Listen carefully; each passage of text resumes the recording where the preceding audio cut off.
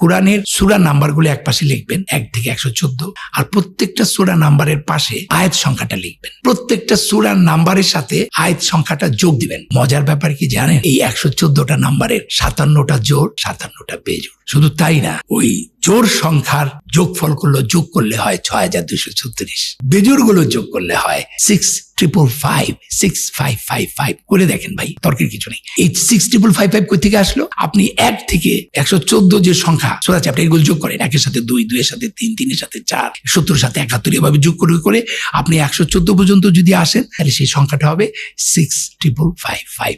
তাহলে জোড়াটা হচ্ছে 6236 আর বেজোড়টা হচ্ছে 6555। শুধু তাই না, এর পরের যে ঘটনাটা সেটা আরো ভয়াবহ।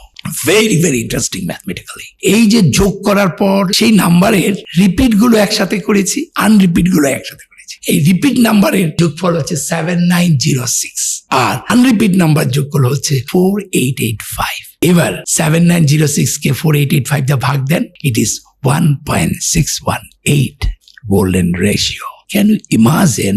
আপনি চ্যাপ্টার আর ভ্যাস নাম্বারকে যোগ করার পর রিপিট আনরিপিট করে আলাদা করবেন, তারপর রিপিট নাম্বার গুলোকে আনরিপিট নাম্বার দিয়ে ভাগ দেওয়ার পর গোল্ডেন রেশিও হবে।